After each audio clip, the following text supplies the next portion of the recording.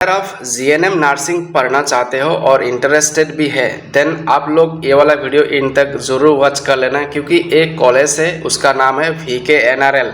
इस कॉलेज पे online registration portal आज से स्टार्ट हो गया है, लेकिन रजिस्ट्रेशन करने से पहले आपको कुछ जानकारी लेना होगा, जैसे कि कब तक चलेगा रजिस्ट्रेशन, स्टार्ट कब से होने वाला है। उसके बाद आपको जानना पड़ेगा एलिजिबिलिटी क्राइटेरिया के बारे में, फीस स्ट्रक्चर के बारे में, हॉस्टल अवेलेबिलिटी है कि नहीं, पर डिटेल्स इस वीडियो पे आपको पता चल जाएगा अगर आप वीडियो को इन तक वॉच करोगे तो। अगर आप चैनल पे पहली बार विजिट किया तो सब्सक्राइब करना भी मत भूलिएगा, क्योंकि इसी तरीके से आपको अपडेट मिलते रहता है। और इंटरेस्टिंग बात है कि अगर आप व्हाट्सअप चैनल पर ज्वाइन करना चाहते हो, डिस्क्रिप्शन पे व्हाट्सअप चैनल का लिंक मिल जाएगा, आप उधर से भी जोड़ सकते हो। तो फिलहाल मैं स्टार्ट करता हूँ। ये जो नोटिस है आप लोग देख सकते हो, admission notice for GNM course, ठीक है, ये आप लोग देख सकते हो। इस पर क्या बोला गया है और आप पहले आपको दिखाता हूँ। ये VKNRL स्कूल ऑफ नर्सिंग की तरफ से ऑफिशियल नोटिस आ चुका था और 14 अगस्त दैट मीन्स कल आ गया था। और interested eligible girls candidate that means female candidate और जीएनएम जो एग्ज़ाम है वो पास करना चाहिए और मिनिमम आपको 28 मार्क आना चाहिए। उसके बाद आप क्वालिफाई हो और 3 इयर्स आपका ये कोर्स है। ऑनलाइन एप्लीकेशन आप लोग देख सकते हो और 15 अगस्त से लेके आपको 24 अगस्त तक चलेगा ये ऑनलाइन एप्लीकेशन। उसके बाद मतलब 25 अगस्त पे अगर आप अप्लाई करोगे तो फिर आपका वो एप्लीकेशन बिल्कुल एक्सेप्टेबल नहीं होगा। और अगर आप ऑनलाइन एप्लीकेशन करोगे तो www.vknrlnursingadmission.in ये जो वेबसाइट इस पर दिखा गया है इस पर आपको जाना होगा। और अगर आपको ऑनलाइन करना भी है तो फिर आपको गाइडलाइन के थ्रू जाना होगा, और गाइडलाइन क्या है वो भी आपको फिलहाल बता रहा हूँ। गाइडलाइन इज मोस्ट इम्पोर्टेंट, क्योंकि गाइडलाइन के थ्रू आपको एप्लीकेशन करना होगा। तो आप लोग देख सकते हो, पहले गाइडलाइन को देखता हूँ, उसके बाद हम देखेंगे eligibility criteria, fees structure, details वगैरह वगैरह, ठीक है। तो guidelines for filling of online का जो भी फिल करोगे उसका गाइडलाइन बिल्कुल दिया गया है। इंस्ट्रक्शन टू एप्लीकेंट, मतलब अगर आप करोगे तो आपके लिए क्या क्या इंस्ट्रक्शन ध्यान में रखना होगा।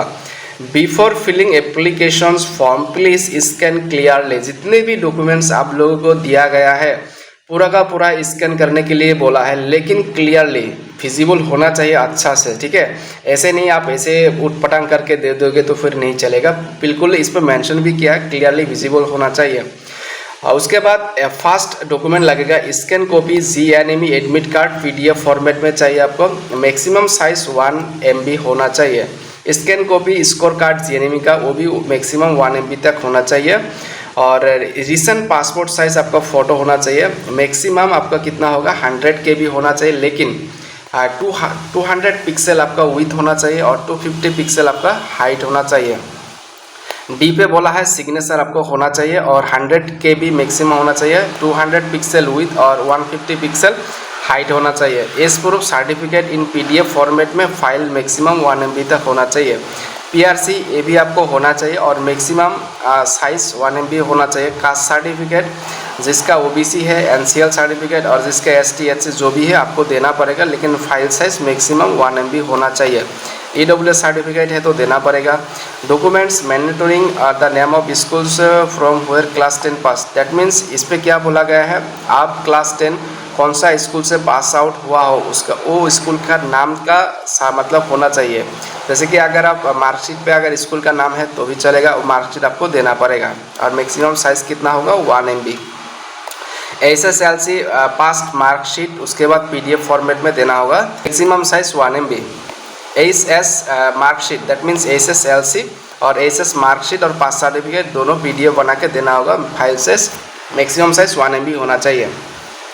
Supporting documents if person is disability, अगर PWD कैंडिडेट है तो फिर देना पड़ेगा certificate maximum size 1 MB। Registration certificate ANM, अगर कोई ANM करके GNM करना चाहता है तो भी हो जाएगा, लेकिन जो रजिस्ट्रेशन सर्टिफिकेट है उसका साइज 1 MB होना चाहिए। मतलब आपको ये जितने भी डॉक्यूमेंट्स मैंने बोला हूँ ये पूरा का पूरा डॉक्यूमेंट्स साइज वगैरह ठीक ठाक होना चाहिए, तब जाके आपका हो जाएगा। ओके, अभी 2, 3, 4, 5 ये जितने भी इस पे इंस्ट्रक्शन दिया है ये ऑनलाइन करने पे काम आ जाएगा। जब मैं ऑनलाइन कैसे करते हैं पोर्टल ओपन हो जाएगा, आपको वीडियो बना के देंगे, आप जाके वॉच कर लेना और सब्सक्राइब इसीलिए करके रखना। ठीक है। अभी list of acceptable documents to be submitted along with application form, ये आपको जानना होगा। जो भी एक्सेप्टेबल क्या क्या डॉक्यूमेंट, जैसे कि जीएनएमई एडमिट कार्ड और स्कूल कार्ड, ये आपको एक्सेप्टेबल होगा और डॉक्यूमेंट्स आपको सबमिट करना होगा। Age proof, PRC.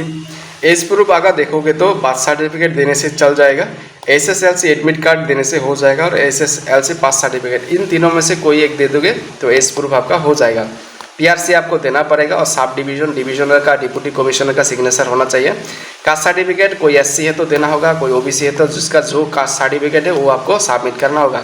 EWS certificate, अगर कोई ईडब्ल्यूएस कैटेगरी से बिलोंग करता है और मुझे ईडब्ल्यूएस कैटेगरी पे ही सीट चाहिए तो फिर ईडब्ल्यूएस सर्टिफिकेट भी आपको देना पड़ेगा, लेकिन सर्कल ऑफिसर का सिग्नेचर वगैरह होना चाहिए। हाँ, स्कूल फ्रॉम वेयर पास 10, आप कौन सा स्कूल से 10 पास किया हो वो स्कूल का नाम भी मेंशन होना चाहिए। उसके बाद एसएसएलसी एडमिट कार्ड अगर आप दोगे, अगर स्कूल का नाम मेंशन है तब चल जाएगा। एसएसएलसी मार्कशीट अगर स्कूल का नाम है तो भी चल जाएगा। एसएसएलसी पास सर्टिफिकेट अगर स्कूल का नाम है तो भी चल जाएगा। इन तीनों में से कोई भी एक दे दोगे हो जाएगा। क्लास 10 मार्कशीट आपको देना होगा और क्लास 12 भी मार्कशीट आपको देना होगा। Supporting document for PWD candidate अगर है तो उसको सबमिट करना पड़ेगा। इफ़ एएनएम रजिस्ट्रेशन सर्टिफिकेट, अगर कोई एएनएम करके जीएनएम करने जाएगा तो फिर उसको रजिस्ट्रेशन सर्टिफिकेट देना होगा। बस इतना ही था मतलब आपका डॉक्यूमेंट्स। अभी एलिजिबिलिटी क्राइटेरिया आप देखोगे तो फर्स्ट फीमेल कैंडिडेट होना चाहिए, resident certificate in India mandatory, that means PRC आपको होना चाहिए। उसके बाद क्लास 12 पास होना चाहिए और 40% मार्क आपका होना चाहिए, लेकिन इंग्लिश सब्जेक्ट पे भी आपको मार्क आना चाहिए। और candidate are also eligible state open, अगर कोई ओपन स्कूल से भी पास किया तो भी आपको मतलब एलिजिबल है। उसके बाद अगर कोई एएनएम करके गया है, उसके जो एएनएम का मार्क पास सर्टिफिकेट होगा ना, उस पर आपका 40% मार्कशीट 40% आना चाहिए, लेकिन इंग्लिश सब्जेक्ट पे भी आना चाहिए 40% मार्क। उसके बाद English having 40% mark in vocational stream, health science. अगर कोई देखोगे vocational stream, that mean arts से जाएगा तो फिर उसको एक वोकेशनल स्ट्रीम होता है ना, तो उस पर आपको 40% इंग्लिश पे होना चाहिए। रजिस्टर्ड एएनएम विद स्टेट, अगर एएनएम करके जाएगा तो रजिस्टर्ड होना चाहिए, ठीक है। सर्टिफिकेट जो कि रजिस्ट्रेशन सर्टिफिकेट उसके रजिस्टर्ड होना चाहिए। 5% रिलैक्सेशन इन क्वालिफाइंग मार्क, अगर SC ST OBC NCL होगा तो फिर उसको 5% रिलैक्सेशन हो जाएगा। एज मिनिमम 17 और मैक्सिमम 35 ईयर्स मतलब अप्लाई कर सकता है। तो मेडिकली फिट होना चाहिए और student should be admitted on in year. मतलब ये कुछ एलिजिबिलिटी क्राइटेरिया है और मेरे ख्याल से आप लोग जानते हो एलिजिबिलिटी क्राइटेरिया के बारे में, ठीक है। तो अभी आता हूँ रिजर्वेशन वगैरह, आप चाहो तो देख लेना इधर से। अभी आता हूँ फीस स्ट्रक्चर के बारे में। VKNRL ऑफ नर्सिंग आप देख सकते हो, GNM 2026 और 2027 के बारे में दिया गया है, लेकिन इस पर इनकम सर्टिफिकेट के ऊपर बेस्ड होता है। इस पर देख सकते हो fee structure for admission those parents annual income below, जिसका बिलो 2 लाख है एनुअल इनकम, तो आप अप्लाई कर दे सकते हो। और इसमें देख सकते हो फर्स्ट ईयर पे कितना लगेगा, ओनली 8700 फर्स्ट ईयर पे आपको देना है, बस इतना ही देना है। और सेकंड ईयर पे कितना देना है 7200, थर्ड ईयर पे कितना देना है 7200 देना होगा। तो अगर कुल मिला के देखोगे तो अप्रॉक्स 25 के से आपको 3 ईयर्स पे लग जाएगा, ठीक है। अगर आप देखोगे तो फी स्ट्रक्चर स्टूडेंट दो सब पेरेंट्स एनुअल इनकम, अगर कोई पेरेंट्स है उसका इनकम 2 to 5 लाख के अंदर है तो उनको कितना देना पड़ेगा, फर्स्ट ईयर पे ये देना हो रहेगा 25,500, सेकेंड ईयर पे 25,200 और थर्ड ईयर पे 25,200 करके देना होगा। और सी कैटेगरी स्टूडेंट अगर जिसका एनुअल इनकम 5 लाख से अबव है, मतलब ऊपर है, उसको फर्स्ट ईयर पे कितना देना पड़ेगा 50,700, सेकेंड ईयर पे 50,400 और थर्ड ईयर पे 50,400 करके देना होगा। ये जो पेरेंट्स का एनुअल इनकम 5 लाख से ऊपर है।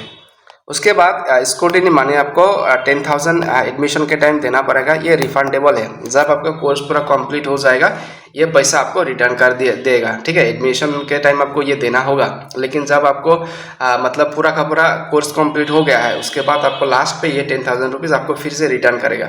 हॉस्टल पे रहना चाहते हो तो हॉस्टल फीस मैस फीस जो होता है ना मंथली 1,800, बहुत ही कम है हॉस्टल फीस, तो आप चाहो तो अप्लाई कर सकते हो। लेकिन income certificate to be issued from competent revenue authority, income certificate आपका सर्कल ऑफिसर इस पर मैंशन किया है, अथॉरिटी से होना चाहिए आपका, ठीक है। तो जिसका इनकम सर्टिफिकेट है, और एक इंटरेस्टिंग बात भी बोल देता हूँ, काट ऑफ कितना जा सकता है। देखो काट ऑफ इस पे आप लोगों का जिसका 65 या 50 प्लस स्कोर आ रहा है या 65 प्लस स्कोर आ रहा है तो आप लोग अप्लाई कर देना, क्योंकि इनकम के हिसाब से और जीएनएम का जो स्कोर कार्ड है उसके हिसाब से दोनों मिला के आपका सिलेक्शन होता है। तो जिसका इनकम और भी कम होगा ना उसको मिलने का चांस हाई रहता है।